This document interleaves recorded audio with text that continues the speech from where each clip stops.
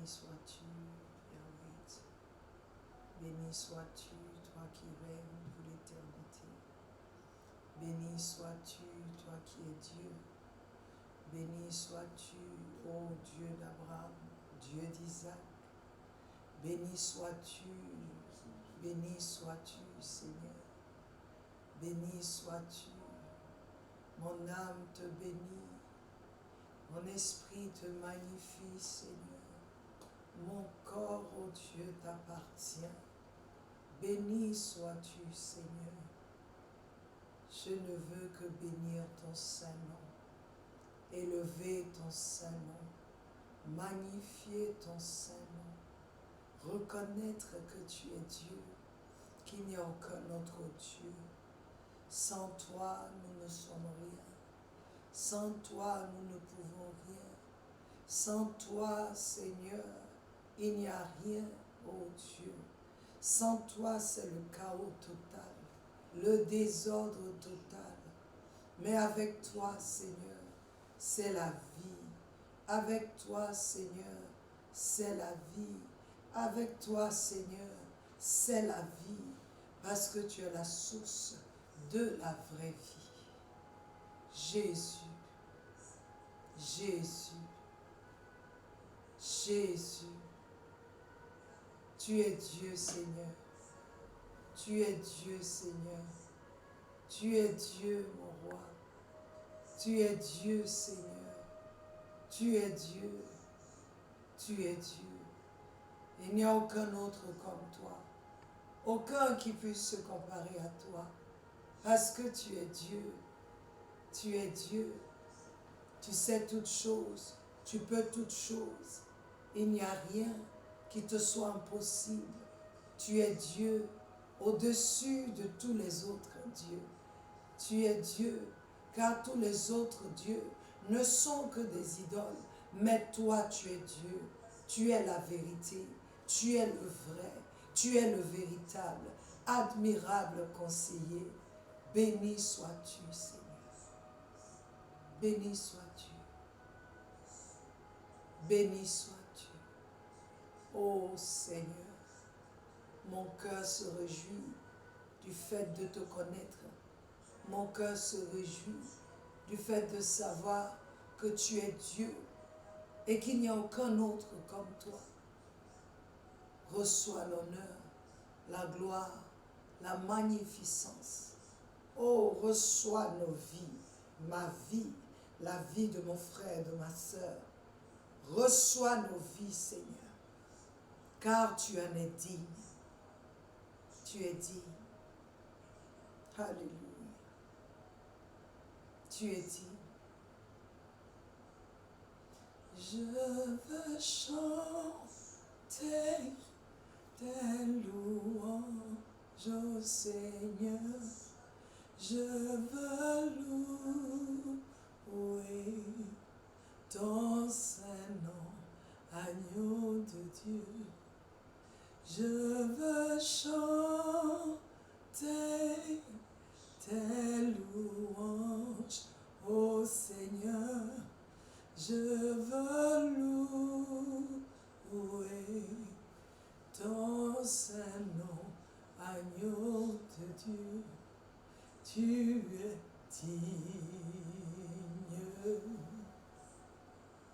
digne, tu es digne, tu es digne, tu es digne, tu es digne, tu es digne,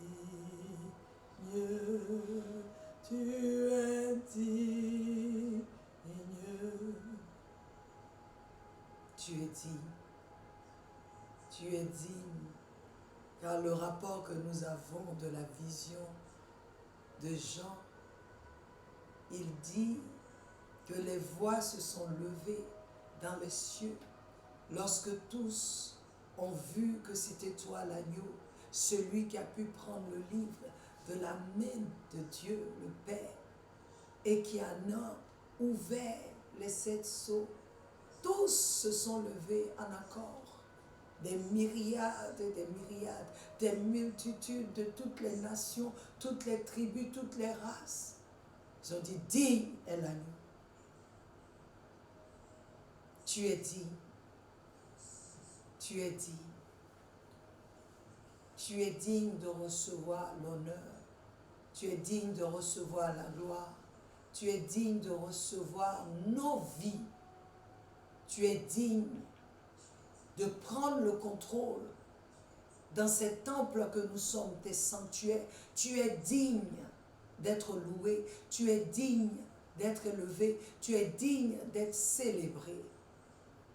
Et Seigneur, ce soir encore, une autre dimension te célèbre.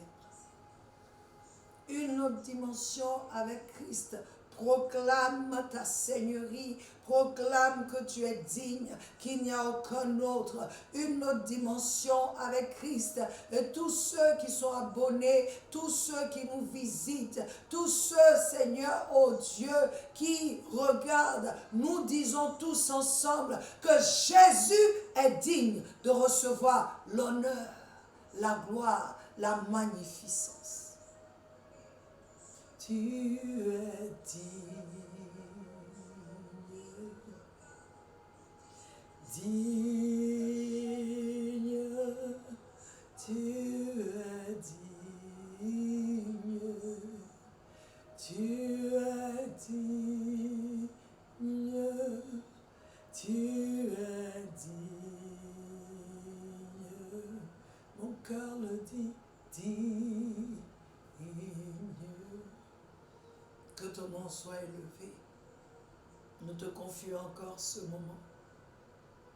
Prends le contrôle de toutes choses. Siège en ce lieu et dirige toutes choses. Nous ne sommes que des vases que tu rends utiles en ce moment. Alors prends le contrôle et que ton Saint-Nom soit béni au nom de Jésus. Au nom de Jésus. Alléluia.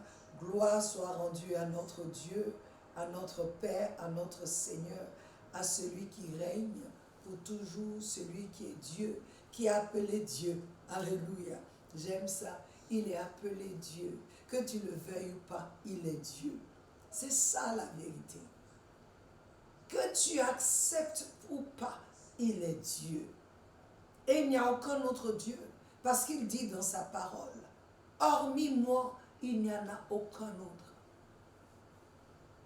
Il n'y a aucun devant lui, aucun après lui. Il est appelé Jéhovah, c'est-à-dire le Dieu qui existe de par lui-même. Alléluia. Quelle grâce. Peuple de Dieu, je vous souhaite la bienvenue sur notre plateforme, une autre dimension avec Christ. Aujourd'hui, nous sommes là pour encore traiter du sujet de rejetant le péché qui nous enveloppe si aisément. Nous en avons parlé le mardi dernier et le Seigneur nous a enseigné, le Seigneur nous a dit que cette chose-là, ce péché spécifique, il veut que nous rejetions ce péché spécifique parce qu'il nous enveloppe, il nous assiège. Mais il le fait de sorte que nous sentions un bon être. Mais en fait, c'est une illusion parce que la fin de cette histoire, c'est la mort. Et je veux encourager quelqu'un aujourd'hui. Je sais que ce n'est pas facile, mais c'est possible avec Jésus. Il peut tout faire si tu te confies à lui. Alléluia. Et nous avons reçu des questions concernant le péché. Voilà, nous avons reçu des questions. Et sans plus tarder, nous allons commencer avec la première question qui dit « Bonjour pasteur, Christ est mort une fois pour tous nos péchés. Pourquoi demander encore pardon et à chaque fois pour les mêmes péchés? » Chris Daniel Yopougon. Bonsoir Chris Daniel. Bonne heureuse année à toi. J'ai une question pour toi. Si Christ est mort une fois pour tous nos péchés, pourquoi commettre encore ces mêmes péchés? Puisqu'il est mort pour ça. On était condamné pour ça. Il a payé la dette. Donc pourquoi est-ce que toi tu te retrouveras en train de demander pardon pour le même péché pour lequel Christ a payé le prix? Il y a deux cas. Ou tu n'as pas la compréhension, ou bien le deuxième cas, c'est que tu commets les mêmes péchés. C'est que tu commets les mêmes péchés. Christ est mort pour nos péchés, Christ Daniel. Oui, il a payé à la croix la dette que nous devions. Car il est écrit que le salaire du péché, c'est la mort. Donc, il est mort notre mort à la croix. Pour tous ces péchés-là, il est mort pour ça. Il a payé la dette. Mais si nous revenons recommettre ces mêmes choses, Christ ne va pas encore mourir une deuxième fois pour ça. Donc, en fait, ici, le problème, ce n'est pas pourquoi on demande pardon, c'est pourquoi on refait la même chose. Et je veux te dire, ce qui fait que les gens demandent pardon, c'est parce qu'ils ont commis ce péché-là. C'est parce qu'ils sont, surtout pour la même chose, tu fais la même chose tout le temps. On n'est plus condamné. Romains 8:1 nous dit, il n'y a donc maintenant aucune condamnation pour ceux qui sont en Christ Jésus, qui marchent non selon la chair, mais selon l'esprit. Dans le lui second, tu n'as pas cette dernière partie. Je pense que c'est ça qui nous confond. Mais la vraie traduction, c'est qu'il dit qu'il n'y a donc maintenant aucune condamnation pour ceux qui sont en Christ Jésus, qui marchent, virgule, non selon la chair, virgule, mais selon l'esprit. Ça veut dire que si tu marches selon l'esprit, tu ne peux pas aller devant Dieu demander pardon pour le péché pour lequel Jésus a payé la dette. Jésus a été, c'est-à-dire lui, il a été condamné pour que toi, tu sois libéré.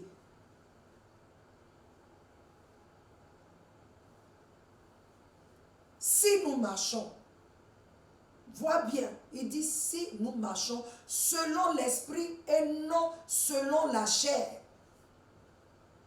Il faut que ce soit clair. Ceux qui marchent dans la chair ne sont pas en conformité avec cette parole.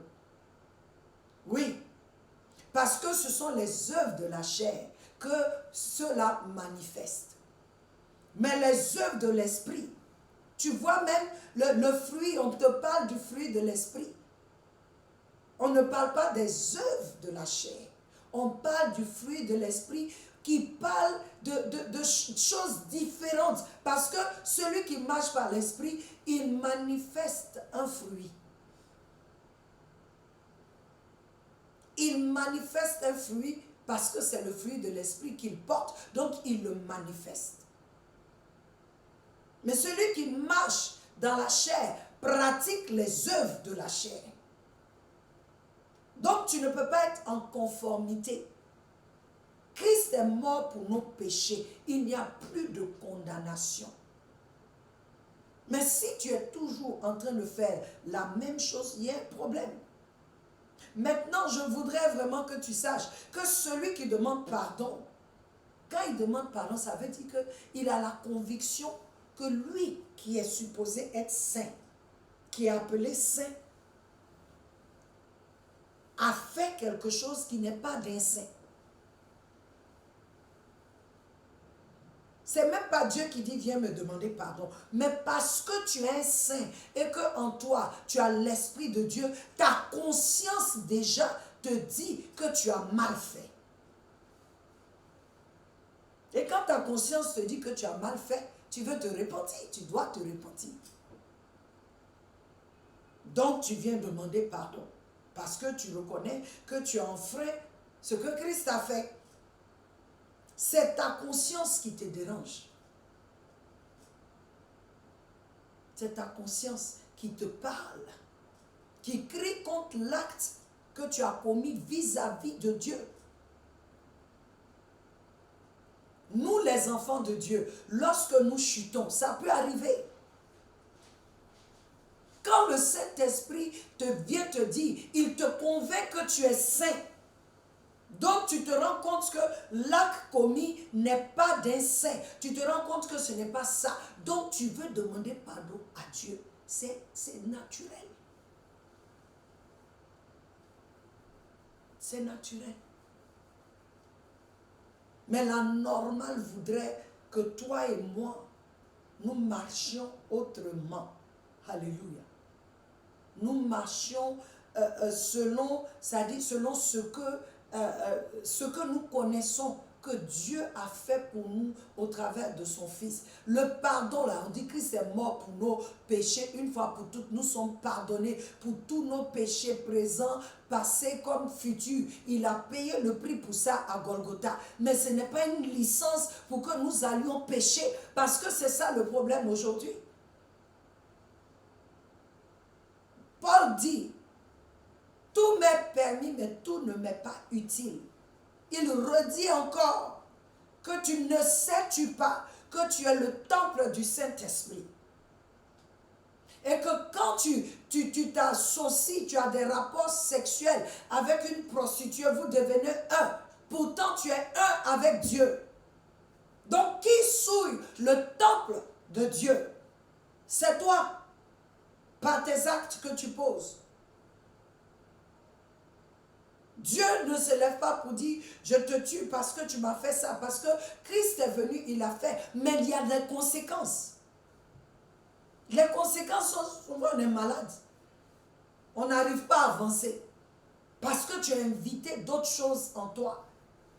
Donc le pardon ici, je veux que ce soit clair. C'est ta propre conscience qui te montre que, parce que tu es enfant de Dieu, qui te montre que tu n'as pas bien fait. Ce qui fait qu'en toi, tu veux demander pardon à Dieu. Et moi, je ne vois pas de problème avec. Quand tu chutes, tu viens demander pardon, tu ne viens pas demander pardon pour être sauvé, parce que tu es sauvé. Tu viens demander pardon parce que tu as fait ce qu'il ne devait pas. C'est ça, en fait. Si nous venons, nous pensons qu'en demandant pardon, c'est là que nous serons sauvés. Non. Parce que quand tu acceptes Christ, tu es sauvé. Maintenant, ta marche montre que tu es vraiment sauvé ou pas. Ta marche montre que bon, tu es encore un enfant, tu tombes, tu t'élèves, mais tu repars. Un saint n'est jamais confortable dans le péché. Un enfant de Dieu n'est jamais confortable dans le péché. Jamais. Si toi tu dis que tu es confortable, c'est que tu n'es pas sauvé. Si toi qui fais ça là, et puis tu te dis que Christ a fait, toi tu n'es pas sauvé parce que tu dois avoir un sentiment contraire. Non, je ne dois pas faire ça. Même si c'est un problème pour moi, mais toujours tu es malheureux parce que c'est vrai que tu n'arrives pas à résister, mais quand tu finis ou quel que soit le truc que tu as fait qui est contraire à Dieu, ta conscience fait que tu n'es plus à l'aise. Voilà, toi tu es enfant de Dieu. Et forcément quand c'est comme ça, tu vas encore vers Dieu pour dire, ah j'ai fauté encore. Aide-moi, pardonne-moi. Tant que ton cœur crie comme ça, Dieu sait que toi tu es sauvé et il sait que c'est ta marche, c'est un processus. C'est un processus. Ça prend du temps, dépendamment de notre background, arrière-plan. Comment on a vécu puis on a été sauvé là. Donc souvent, il y a une lutte. Mais quand tu n'es pas à l'aise dans ça, là, toi tu es sauvé. Donc je voudrais que la personne qui pense que c'est trop de se trouver toujours devant Dieu, pourtant Christ a fait, mais il a fait, mais toi, c'est pourquoi je dis, j'ai commencé par ça. Christ a payé, mais pourquoi toi tu fais encore? Si tu sais qu'il a payé le prix, pourquoi tu es encore dedans? Pourquoi tu continues? Pourquoi? pour la chose pour laquelle il t'a défendu, il a payé ta dette et tout, tu repars encore. Non, on est sauvé. Tu ne demandes pas pardon parce que tu seras sauvé. Si tu es sauvé en tout cas. Mais on vient parce que c'est un sentiment, on reconnaît qu'on a mal fait. Donc on vient encore au Seigneur. Où tu vas aller encore? C'est à lui que tu dois venir. Pour dire, ah vraiment, je suis tombé encore. Je sais Seigneur, je n'arrive pas, je ne comprends pas. Maintenant, Dieu commence à t'enseigner. Je veux t'encourager. Il y a un passage ici que je voulais lire pour nous. Attends, je vais voir ici.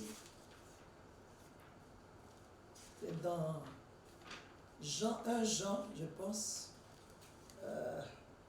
Voilà.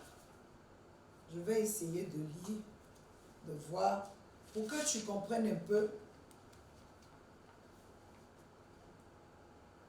Voilà ce que 1 Jean dit. 1 Jean chapitre 1. Je vais commencer à partir du verset 1. Il dit, nous vous annonçons le message de celui qui est la parole de vie. Il existait depuis les origines. Or, nous l'avons entendu, nous l'avons vu de nos propres yeux, nous l'avons contemplé, nous l'avons touché de nos mains.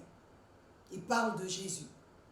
Oui, celui qui est la vie est apparu. La vie éternelle qui était de tout temps auprès du Père a été rendue visible à nos yeux. Nous en parlons à titre de témoin et nous vous l'annonçons. Je le répète, ce que nous avons réellement vu et entendu, nous vous l'annonçons parce que nous aimerions que vous soyez associés à nous dans cette communion dont nous jouissions avec le Père et avec son Fils Jésus-Christ. Si je vous écris ainsi, c'est pour que notre joie soit complète.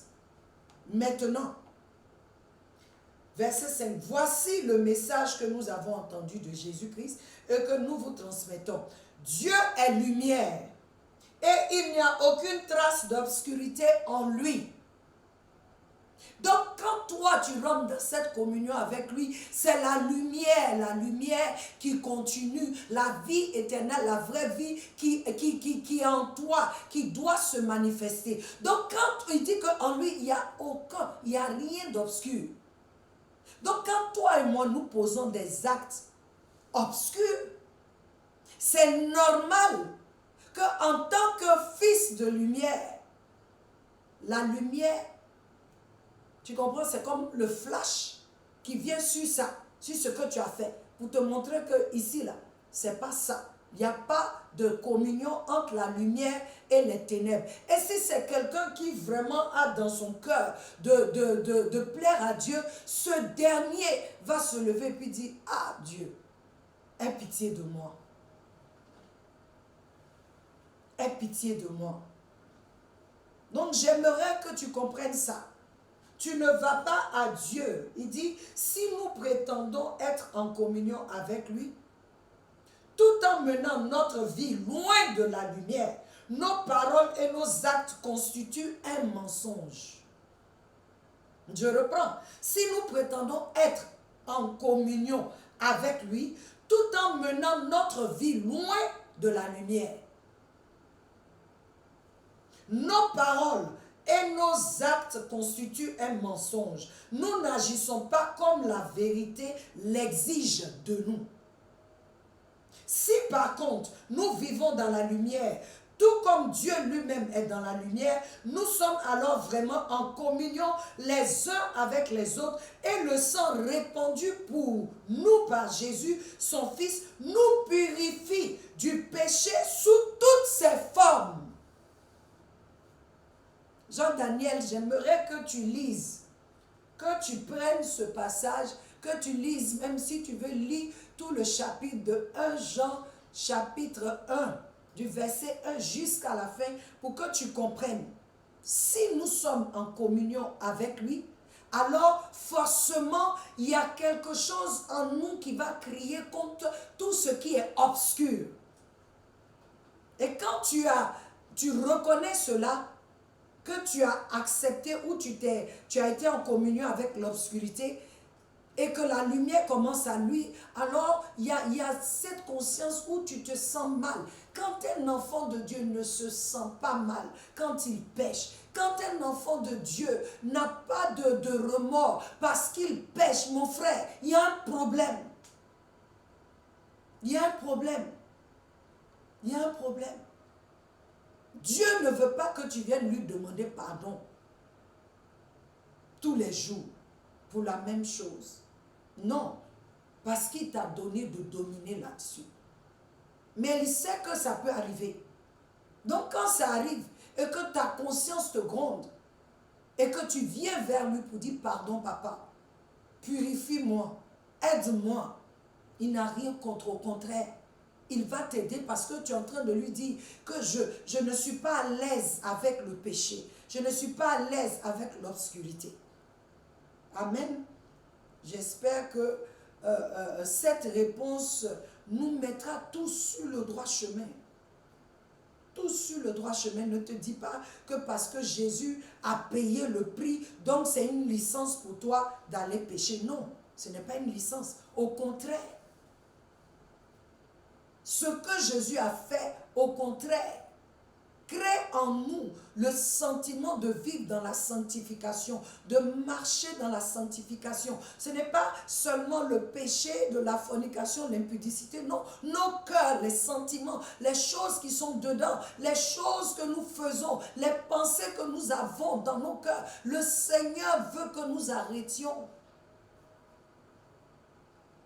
Il veut que la vérité règne en nous, que la lumière luise en nous. Si nous sommes en communion avec la lumière, les ténèbres n'ont pas de place en nous. Amen. Nous allons à la deuxième question qui dit: bonjour pasteur, une entité parallèle à Dieu serait-elle à l'origine du mal? Une force opposée? Pourquoi Satan reste toujours en vie malgré tout le mal qu'il commet? Idriss Kanaté, Ivoirien vivant en France. Bonsoir Idriss, bonne heureuse année à toi. L'entité qui nous fatigue là, qui est dans le bas, c'est Satan, Idriss. C'est Satan. Voilà. Il est l'origine du mal. Il est la source du mal.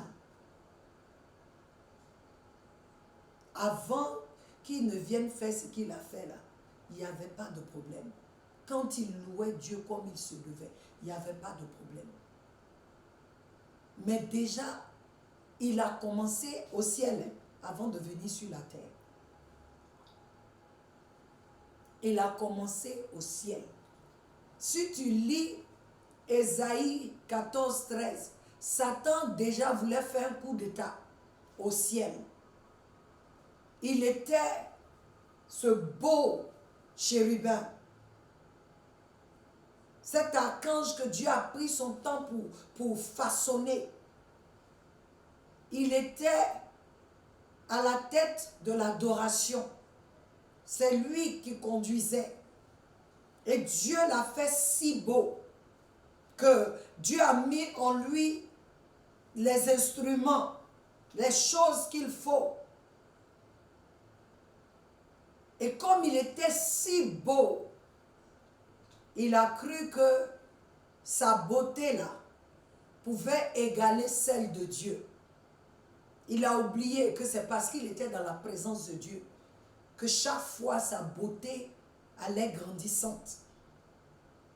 Il a dit dans son cœur, tu peux lire Ésaïe 14 à partir du verset 13, il dit que lui aussi, il sera adoré, il sera élevé au-dessus, et il va même prendre la place de El Elyon. Il sera très haut, comme Dieu.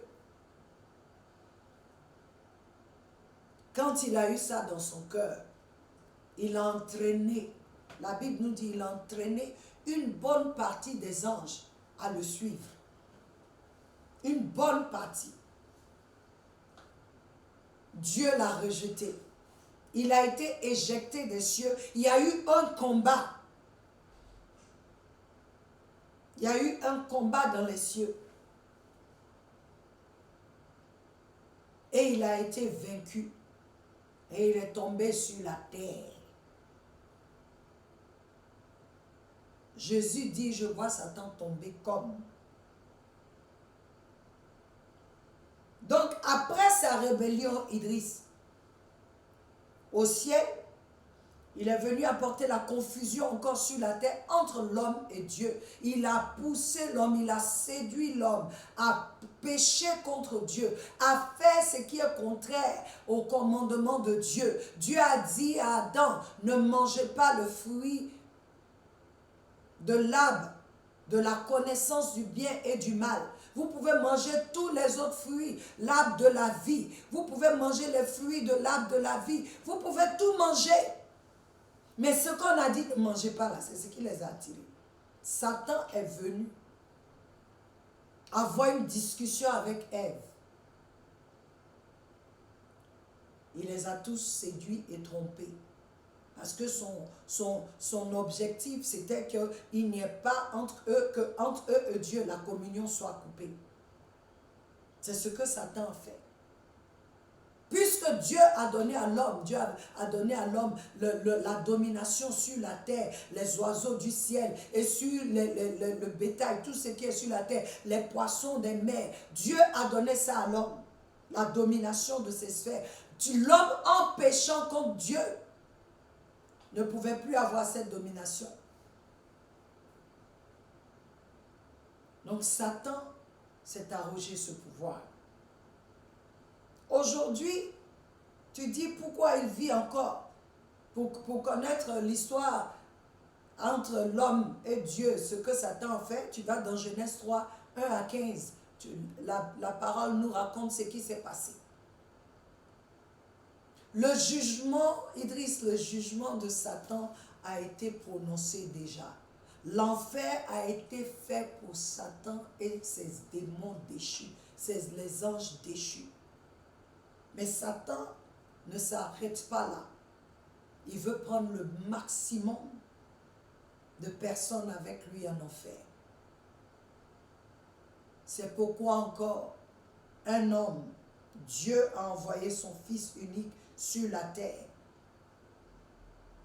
C'est là l'incarnation. Il a pris un corps, il a combattu.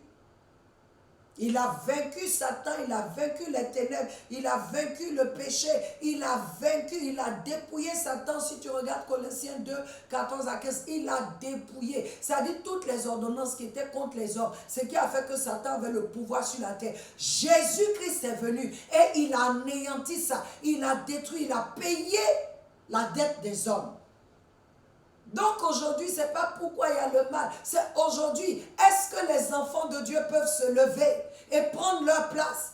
Est-ce que les hommes qui sont aujourd'hui, Dieu a créé une nouvelle race, ceux qui acceptent Jésus-Christ comme Seigneur et Sauveur, sont devenus fils de Dieu. Eux là, ils peuvent changer le cours des choses sur la terre. Ils ont la capacité, nous avons la capacité, l'habilité, parce que nous sommes devenus un sanctuaire ambulant, un sanctuaire dans lequel le Dieu de gloire demeure. Donc partout où nous allons, nous pouvons arrêter le règne de Satan. Nous pouvons détruire ses œuvres. Nous ne devons pas philosopher. Nous voyons le mal qui grandit de jour en jour dans le monde. Nous devons nous lever, peuple de Dieu. Nous devons nous lever, chrétiens. Nous devons nous lever, fils de Dieu. Nous devons nous lever et arrêter l'hémorragie. La Bible dit, Jean 3,16, Dieu a tant aimé le monde qu'il a envoyé son Fils unique afin que quiconque croit en lui ne périsse point, mais ait la vie éternelle.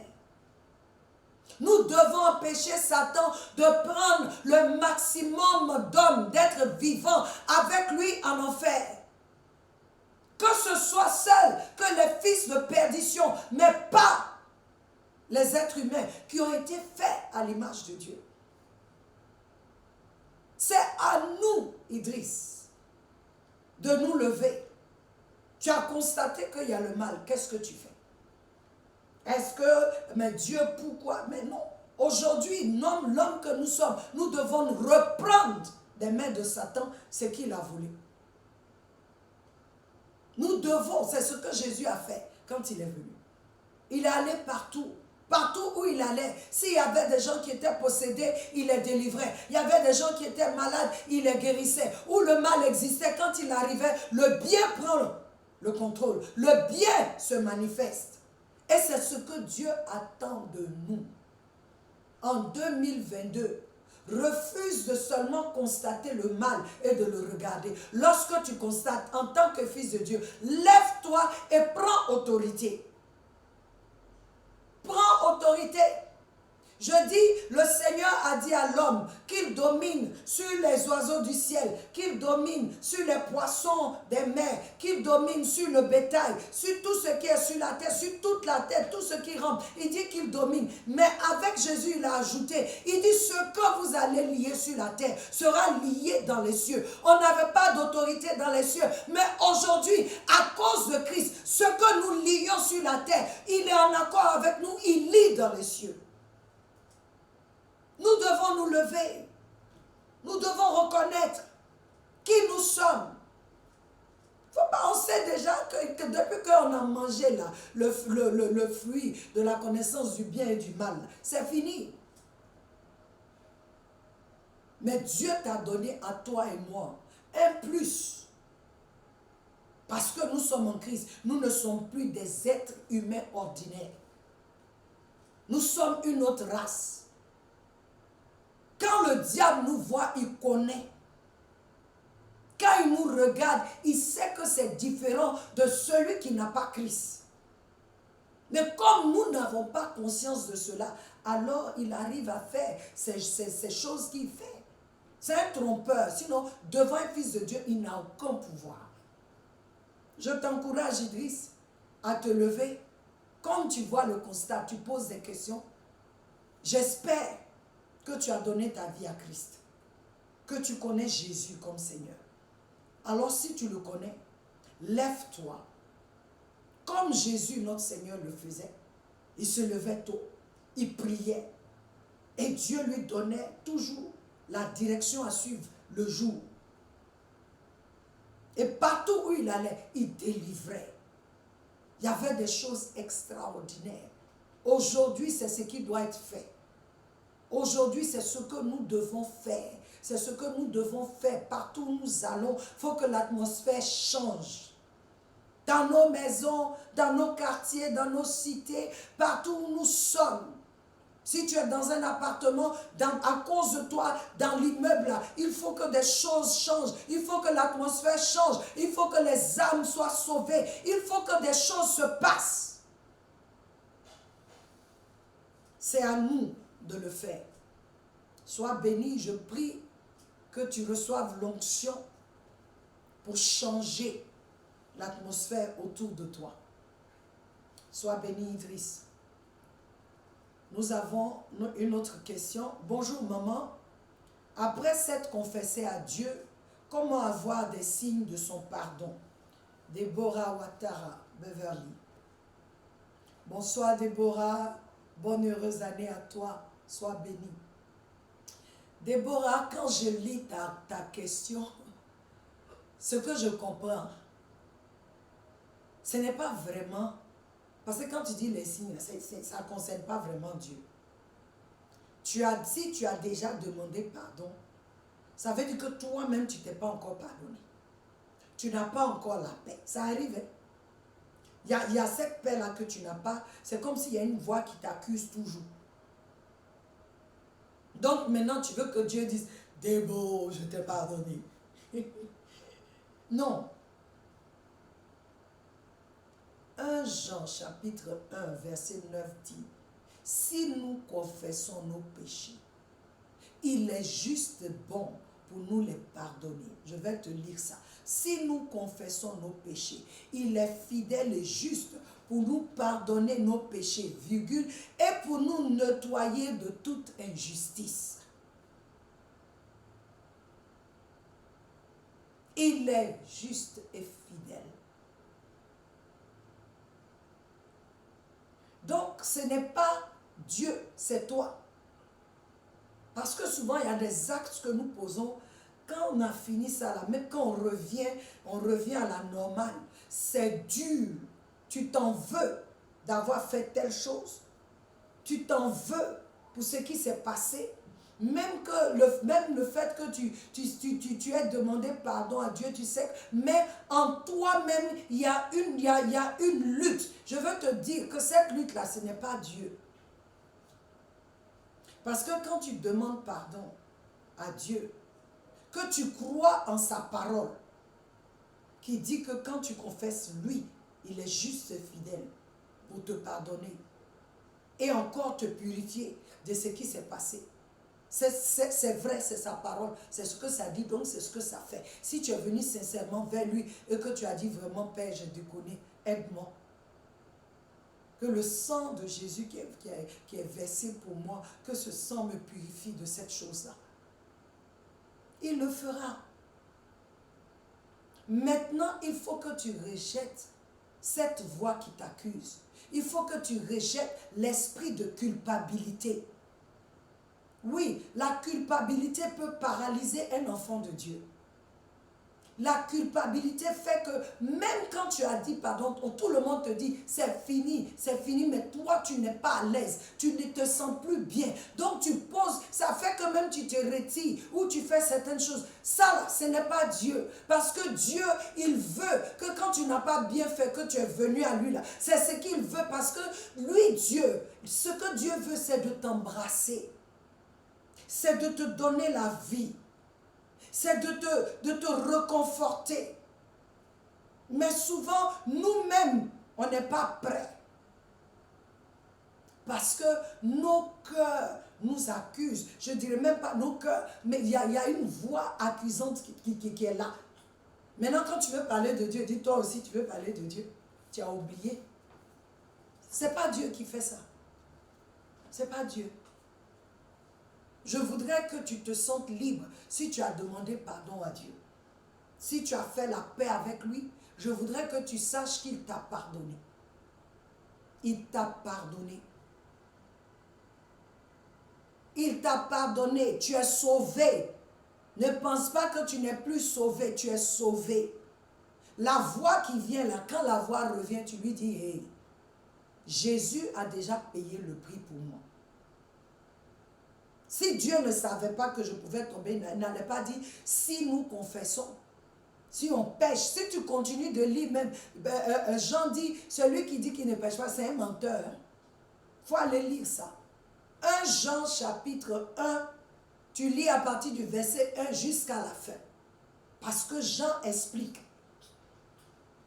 Alléluia. Donc je voudrais que tu sois forte, que tu sois libre. Sache que Jésus-Christ a payé le prix. Rentre dans cette parole et nage dans cette parole et rejette les voix accusatrices et rejette l'esprit de culpabilité. Coupe le lien au nom de Jésus. Amen. Nous avons une autre question. Que dois-je faire pour ne pas tomber dans le même péché? Thierry, plateau d'eau cuit. Bonsoir Thierry, bonne heureuse année à toi. Pratiquement Thierry, c'est prendre la décision d'abord de renoncer et rejeter ce péché. Ça c'est un. Ça se passe dans ton cœur. La prière que tu fais devant Dieu. C'est de comprendre toi-même l'influence néfaste que ce péché produit dans ta vie. Parce que souvent on ne se rend pas compte que le péché là c'est pour nous tuer. On pense que ce qui se passe, le plaisir là c'est ça.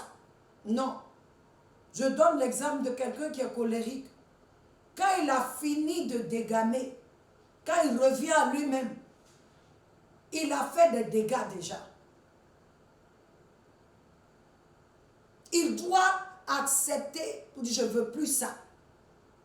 Pour quand il a fini les dégâts, ah, franchement, encore ça veut, bon, moi je suis comme ça, quand ça veut, non. Il faut voir que la colère, ça te détruit. Ça fait que tes amis, même les gens que tu avais autour de toi, ont commencé à te quitter. Parce que quand toi tu es fâché, personne ne peut t'arrêter. Quand tu rentres en colère, tu gardes, ce n'est pas l'esprit de Dieu. Tu dégames, tu pêches. ce qui va t'amener que tu penses que ça te donne du plaisir sur le moment. Et puis après, Dieu appelle ça péché. Refuse. Il faut comprendre, il faut que tu comprennes que l'influence de ce truc dans ta vie produit la mort, pas la vie. Troisièmement, il faut couper les différents liens qui facilitent l'accès de ce péché dans ta vie. Coupe les liens. Coupe les liens. Faut te retirer de toute personne ou toute chose qui d'une manière quelconque t'encouragerait ou vivrait la même situation sans remords. Souvent on aime, tu vois, des groupuscules dans l'église entre les chrétiens parce qu'ils font les mêmes bêtises. On remarque ça, des gens qui sont ensemble, ou bien il y a des gens, quand ils sont avec toi, là, à la fin, toi, là, tu as des problèmes. Parce qu'ils n'encouragent pas. Quand on a dit, ah, mais la Bible dit, oh, mais c'est pas ça, la Bible dit, toi, tu n'as pas bien compris. Il t'amène à faire le contraire de ce que la Bible dit. Retire-toi de ces gens, quitte leur groupe. Retire-toi des choses, des lieux, des endroits qui vont faire que tu vas tomber encore dans le même péché. Attache-toi à la parole de Dieu. Applique-toi à la méditer jour et nuit. Il dit dans Josué 1:8, il dit à Josué, observe.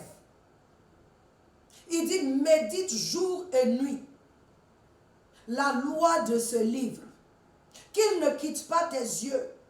Jour et nuit, médite et assure-toi d'observer, à faire chaque chose qu'elle te demande de faire. Il dit, c'est là que tu auras un bon succès. C'est là que tu réussiras. Mais en anglais, on ajoute, c'est là que tu auras une bonne réussite. Je veux t'encourager, Thierry. Si tu veux vraiment ne plus tomber dans le même péché, évite les mêmes amis là. Évite les mêmes lieux. Fais-toi de nouveaux amis qui aiment prier, qui aiment la parole, qui parlent seulement de Dieu. Qu'ils te contaminent. Sois régulier à l'église, au programme de l'église. Parce que ça, c'est un problème. On pense venir seulement que dimanche. Mais quand tu es là, aux prières de l'église, à l'étude biblique à l'église, bon, quel temps toi tu auras même pour aller chauffer? C'est compliqué. Si tu es un chrétien du dimanche seulement, c'est compliqué. Si tu es un chrétien que toujours, toi, tout ce que tu regardes de ton église, c'est comment on appelle ça, le direct, hein, parce que tu es à la maison, tu es fatigué, tu ne veux pas venir tout le temps. Mais tu sais pourquoi Dieu dit de ne pas éviter les assemblées? Parce qu'il y a une fraternité, parce qu'il y a une communion qu'on a avec nos frères, il y a des liens que nous tissons, ce qui fait qu'on reste entre nous. Ça nous aide, on ne comprend pas. Il ne dit pas ça parce qu'il veut... Non, il dit ça parce qu'il sait que quand tu viens à l'église, tu t'assois à côté de Paul. Bonjour Paul. Ça va, mais Paul, ça fait qu'il y a des choses qui se passent entre nous. On devient our brother's keeper, c'est-à-dire on devient les gardiens de nos frères et sœurs. On s'appelle. Ah, je ne t'ai pas vu, comment tu vas? Tu es malade, j'arrive. Ton frère là, ce n'est pas celui qui ne connaît pas Dieu. Je vous ai déjà dit que je préfère avoir des amis chrétiens que des non-chrétiens. Pourquoi? Parce que même si mes amis chrétiens, là, comme on dit en Côte d'Ivoire ici, ils peuvent être soyés, mais eux là, au moins Dieu nous parle. Quand on déconne, Dieu peut nous ramener. Mais on veut avoir que des amis. Non, les chrétiens là, ils sont ceci. Tu ne peux pas faire ceci. Mais ce sont tes frères. Toi-même, tu n'es pas parfait. Dieu dit d'être ensemble. Donc viens. Et puis il faut avoir une communion fraternelle. Quand c'est fini là, pouf, tu t'en vas. Mais quand tu vas là, les choses arrivent, tu es seul. Pourtant, ce que tu traverses, il y a d'autres qui ont eu ça aussi. Donc, qui ont su comment sortir de là. Ils peuvent t'aider. Et si tu vois que c'est un problème qui persiste, alors je t'encourage de voir ton pasteur ou de nous appeler. De voir quelqu'un qui peut prier pour toi, parce que ça peut être que tu as besoin de délivrance. Et là, on prie pour toi, mais maintenant tu continues avec la personne et tu donnes la permission à la personne. C'est-à-dire tu dois pouvoir rendre compte à la personne. Tu donnes la permission à la personne de te reprendre quand tu n'es pas sur le bon chemin. C'est comme ça, aujourd'hui les chrétiens, on ne peut pas se parler. Tu ne peux même pas dire à ton frère, ça là, c'est pas bon. Quand tu dis ça, c'est devenu un problème. Comment on va grandir? Comment on va changer? Dieu n'a pas fait cette famille, le corps du Christ, il n'a pas fait ça au hasard, non. Il a fait ça pour un truc précis. C'est pour notre bien-être. En même temps, nous montrons Christ au monde. Sois béni, Thierry. Alors, nous avons la dernière question. Nous avons 2 minutes. Bonjour, pasteur. Comment peut-on se réconcilier avec Dieu après avoir commis un péché mortel? Avortement. Anonyme. Bonsoir, Anonyme. Bonne heureuse année à toi. Alléluia. Dieu ne te rejette pas. Dieu attend que tu viennes à lui. Tu ne seras pas la première personne à avoir tué quelqu'un. David a tué quelqu'un. Paul a participé au meurtre de beaucoup de gens, beaucoup de chrétiens. Même quand je regarde Caïn, qui a tué son frère, quand Dieu est venu le reprendre, Caïn dit que, ah là, maintenant, si lui, Dieu l'a chassé, il dit maintenant que où lui va partir là, si quelqu'un l'attrape, on va le tuer. Dieu dit, c'est lui qui va te tuer là, voilà ce que je vais faire à la personne. Je ne dis pas que l'acte est bien, non, je condamne ça même, parce que Dieu condamne ça. Mais Dieu ne te rejette pas. Il ne te rejette pas. Il veut que tu viennes à lui. Comme je vous dis là, quand tu as péché, chez qui tu vas partir? C'est chez ton papa. Nous, au lieu de partir pleurer à ses pieds, on le fuit. Et on devient vulnérable. Repars vers Dieu. Il a pourvu. Jésus a payé pour nos péchés. Je ne sais pas pourquoi cet acte a été commis, mais Jésus a payé pour nos péchés. Et quand on dit nos péchés, là, on n'a pas mis de nom. On dit nos péchés. Dieu sait qu'on peut tuer, on peut faire l'avortement, on peut commettre l'adultère, on peut être dans la fornication. Il sait. C'est pourquoi Christ est venu. Pour nous donner la force. Parce que le péché nous a rendus faibles. La chute nous a rendus faibles. Même quand tu acceptes Christ, souvent tu as envie de certaines choses qui sont contraires à lui.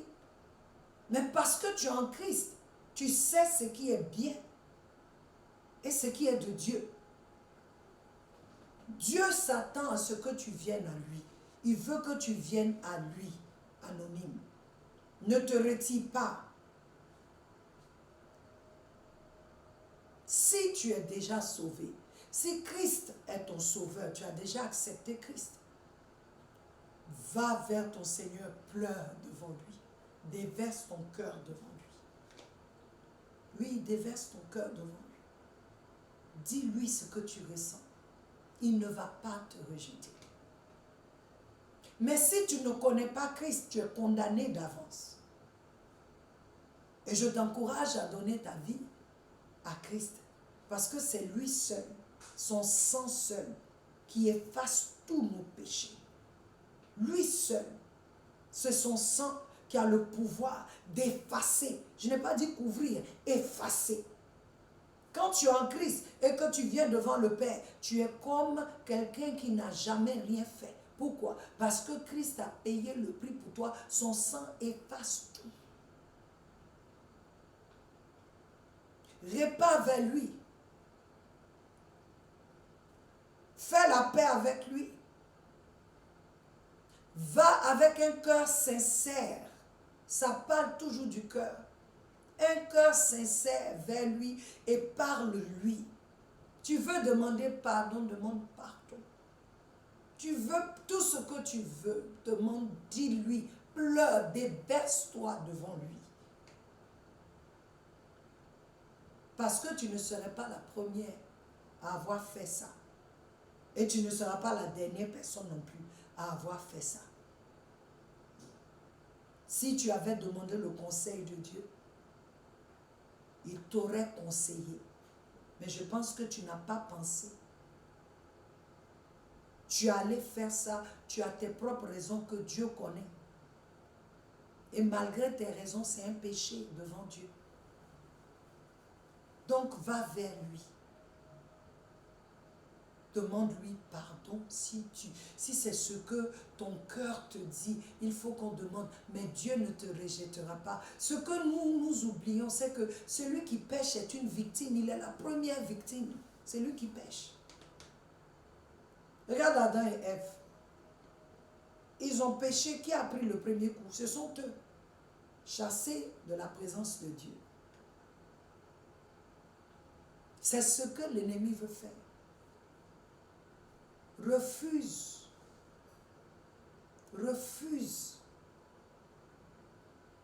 de rester, de te dire est-ce que je peux, est-ce que Dieu, donc ça fait que tu, non, laisse-les, est-ce que, va vers lui et il te parlera.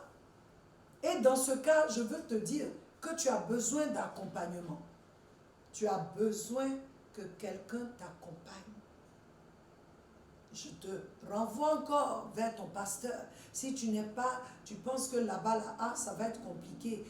Tu peux trouver quelqu'un, tu peux nous appeler pour qu'on puisse te suivre. Ne reste pas comme ça. Parce que c'est dans la parole encore que tu seras guéri. C'est dans l'étude de la parole que tu seras guéri. Et je voudrais que tu saches que Dieu t'aime. Il t'aime encore plus. Parce qu'il voit ton cœur, parce qu'il voit là où tu es. Mais c'est toi qui dois. Lui t'attend, ses bras sont ouverts. Il ne te rejettera pas. Il t'aime. Je t'encourage à chercher quelqu'un, à parler à ton pasteur.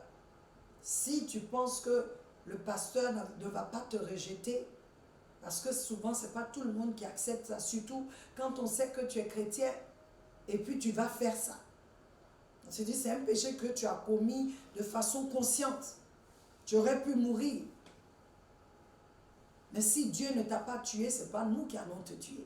Il t'a gardé, ça veut dire qu'il a quelque chose pour toi. Et je voudrais encourager le corps du Christ. Comment est-ce que nous pouvons aider nos frères et sœurs? Il y a le côté de la discipline qui est là. Mais tout ça, ça doit se faire dans l'amour. La base de tout ce que nous devons faire pour cette sœur, c'est l'amour. Pour le frère, pour celui qui à chaque fois, c'est lui qui dégage, c'est l'amour de Dieu. Donc je veux t'encourager à ne pas baisser les bras. Anonyme, tu peux nous appeler, tu as notre numéro, tu peux nous appeler. Le Seigneur, dans sa grâce, fera ce qui doit être fait. Mais je veux que tu saches déjà, le fait même que tu poses la question, Dieu ne te rejette pas. Au contraire, il veut que tu viennes dans ses bras pour qu'il te console. Va vers ton pasteur. Va vers la personne que tu penses qui va te dire la vérité et qui pourra t'aider à te relever. Parce que ça, c'est le genre de choses qui paralysent. Quand ta conscience te dit comment tu as pu faire ça, c'est Dieu maintenant qui doit te guérir. Et il est prêt à le faire. Alléluia. Notre temps tire à sa fin. Et je voudrais rendre grâce à Dieu pour toutes ces questions. Pour Anonyme, je pense que le Seigneur te visite, il te touche. Il touche ton cœur, il te montre vraiment la voie à suivre. Alléluia. La voie à suivre. Jésus est mort pour nos péchés. L'avortement en fait partie. Alléluia. Que le Seigneur te garde. Je veux dire merci à Dieu pour Thierry.